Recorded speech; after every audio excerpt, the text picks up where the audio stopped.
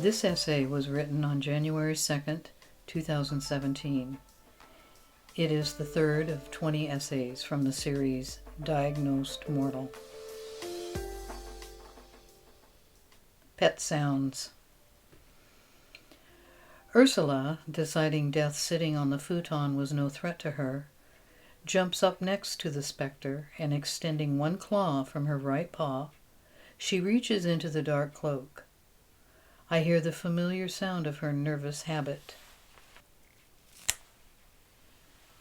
Unlike other felines who I've seen and shared company with, who do a full frontal double-clawed onslaught of shredding furniture, Ursula finds comfort in the dainty singular pluck of a thread of cloth.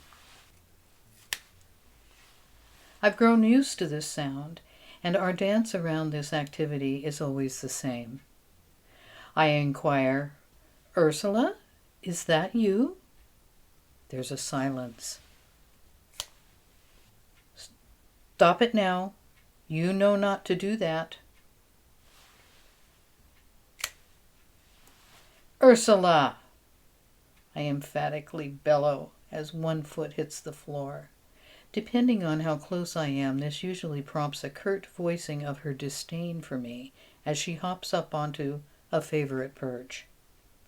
A few forced flicks of her tail in my direction are added to emphasize her first objection to my discipline.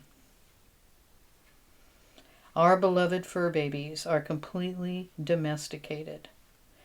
They now have anxious tics like humans do. Even Gray the stray, who lived so long as a feral cat, has turned the corner. He would have a hard time, I think, reverting back to his years living in the car in the alley. He's come to the point, I've noticed, where he actually assesses the weather at the door to calculate the probability of getting stuck out in the cold should I take off. If he is within earshot and he hears my keys, he comes running to be let in whenever the weather is inclement. He rarely love bites me anymore on the ankle, as I've asked him to stop that. Sometimes he forgets. Death turns its hooded head towards Ursula and slowly follows with its gaze as she loses interest in the cloak and hops up upon the back of the couch to look out the window. They both sit quiet and watch the day unfold outside. There's no price that can be paid and no calculation that can be made for the comfort I receive in sharing my life with my pets. Because of them, I never have to come home to an empty house. Because of them, I never have to suffer directly the curse of being not ever thought of.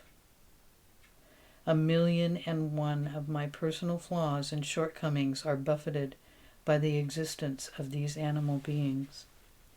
We have agreed to love each other the best we can. What will happen to my two cats, Ursula and Gray, should I die? These animals studiously study my behaviors. They are always calculating and coordinating their need for food and comfort around my schedule. And it is a big job. When it is almost time for me to go to work, there is nagging to do early, so I do not forget to fill the water and food bowl before I leave. There is having to remind me of my afternoon nap and lap presentation, and that I haven't cleaned the litter box. There is the work of training me to get up and letting me open the door for them to let them out, and then, 2 minutes later, getting me to respond to their scratching and picking at the screen door to service re-entry. It is exhausting work for them. They must sleep a lot to keep up. Their entire lives are built around my abilities to meet their needs.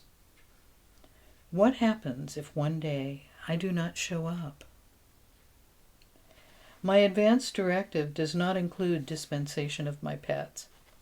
I don't suppose something Egyptian, like having them killed and cremated, before their time to be sprinkled on my dead body like a seasoning would be appropriate, or even perhaps wanted by these little creatures. And who would do it? I imagine my son standing over Ursula like Abraham over his son, with a raised bowie knife, on a rock on a high mountain. No, I guarantee you God would not intervene in this case, and there would be clawing, scratching, knife dropping, and screaming. I can't see Ursula simply complying as easily as Isaac apparently did.